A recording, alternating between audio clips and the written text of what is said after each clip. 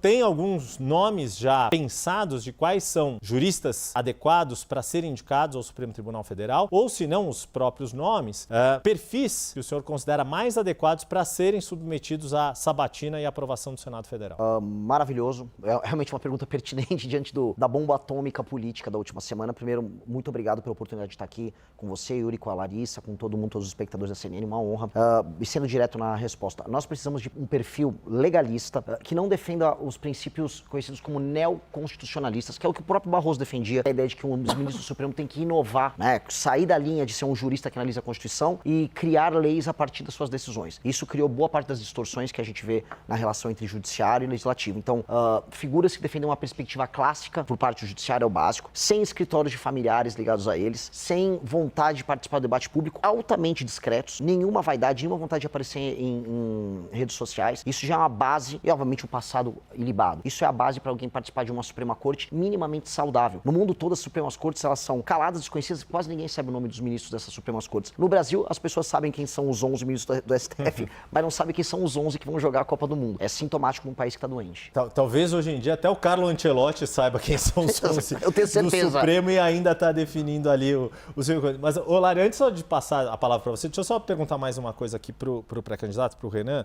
Porque diante do que aconteceu, também a gente percebeu um protagonismo não só do judiciário, que você já apontou como uma crítica, que o senhor já apontou como crítica, mas do próprio Senado. E aí, qual é, na sua avaliação, o cenário que o próximo presidente, seja ele quem for, vai encontrar na hora de fazer as indicações? Porque além desta vaga, há a previsão de pelo menos outras 3 de ministros que vão atingir a idade de aposentadoria: Luiz Fux, Carmen Lúcia e Gilmar Mendes. Como é que, na sua avaliação, vai ser vai se exigir do futuro presidente articulação política para trilhar um caminho viável para aprovação? Porque, no fim das contas, é disso que se trata. Indicar um nome que tenha a viabilidade de ser aprovado pelo Senado, que for eleito em outubro deste ano. Yuri, a gente tem uma guerra institucional. É uma guerra institucional entre legislativo e judiciário, pelos motivos mais diversos. E, por vezes, a gente vê alianças entre eles. O que mais se comenta é uma aliança entre uma parte do STF e parte dos senadores, ontem pela derrubada, anteontem, pela derrubada do Messias, somado também à derrubada da CPI do Banco Master. Tá? A CPI do Banco Master, ela seria, na prática, um problema para ministros do STF e para membros do Senado. Basta ver que o Alcolumbre, ele está envolvido, a começar pelo barrigão dele, com o escândalo do Master. O Alcolumbre é uma figura que tem muito medo dos desdobramentos. Basta ver a questão previdenciária do Amapá, né? O Amapá comprou, através da sua previdência,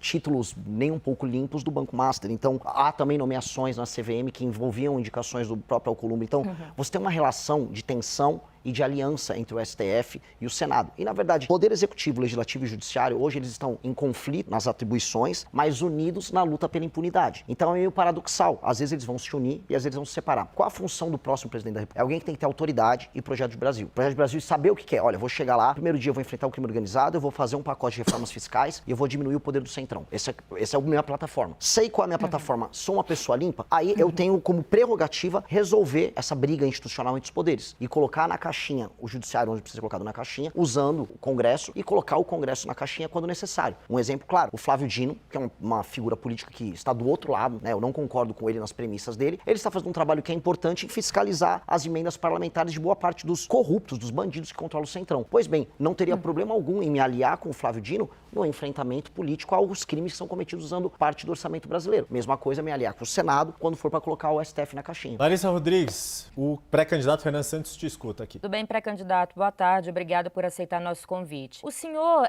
tem uma força muito grande nas redes sociais, né? Muitos seguidores e tem sido o seu principal canal de comunicação com o eleitor. E eu gostaria de saber como o senhor pretende chegar às pessoas que não usam muito esse canal, pessoas mais velhas, que não têm redes sociais. Como o senhor tem pensado em trabalhar o seu nome, né, para torná-lo mais conhecido no Brasil todo, diante de uma eleição onde cada voto, ao que parece, será essencial? Perfeito, Larissa. Esse é o grande desafio. Eu sou presidente de um partido que foi fundado em novembro do ano passado. É um partido formado majoritariamente por jovens e pessoas que se uniram através das redes sociais para construir uma alternativa para o Brasil. Isso é o meu partido, isso é uma missão. O que nós pudemos fazer até agora? Eu convenci os mais jovens, ou seja, as pessoas que nos acompanham, a nos ouvir e apoiar o projeto. E aí a pesquisa Atas me coloca já com quase 24% entre o público de 16 a 24 anos, em alguns cenários com 11 a 14 no público de 25 a 35. Ou seja, é uma força muito grande. No recorte homens desse público de 16 a 24, eu estou em primeiro nas pesquisas. Então é um sintoma, isso está funcionando. Quem não me conhece, de fato, as pessoas mais velhas e uma parte importante do público feminino. O que eu já estou fazendo, que está começando a quebrar esse problema, é um trabalho extenuante de rodar o Brasil de carro e passar em todas as cidades que eu puder e em todas as rádios ser sabatinado igual eu estou fazendo aqui na CNN. Então quando eu vou numa rádio no interior do Maranhão, no interior do Ceará, no interior de Santa Catarina, eu topo ouvir todas as perguntas, sou muito claro, sou muito aberto, sou muito honesto e apresento minhas propostas. Aí o que acontece? Naquela comunidade, pessoas mais velhas têm o primeiro contato comigo e aí elas vão me seguir nas redes sociais e a gente começa esse ciclo. Então eu sou muito confiante em ser escrutinado e sabatinado pela imprensa e não importa se a imprensa é um veículo grande nacional como a CNN, como um veículo pequeno numa cidade do interior do Maranhão. Eu acho que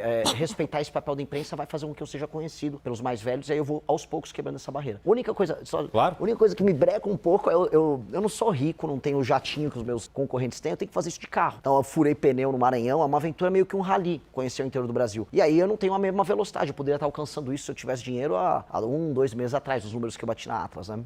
Não sei se o senhor já fez essa contabilidade. Quantos estados já deu para visitar por essa logística? Uns 8, 9. Mas quando eu visito, visitar, por exemplo, Santa Catarina, o Flávio Bolsonaro vai visitar só Florianópolis. Eu rodei de Chapecó a Tubarão e foi só metade de Santa Catarina. Eu fiz tudo de carro. Então, Maranhão fiz ele inteiro, né? O estado todo de carro. Eu gasto uma semana inteira visitando o estado. Cansado de torcer para políticos que não têm uma página de projeto escrita?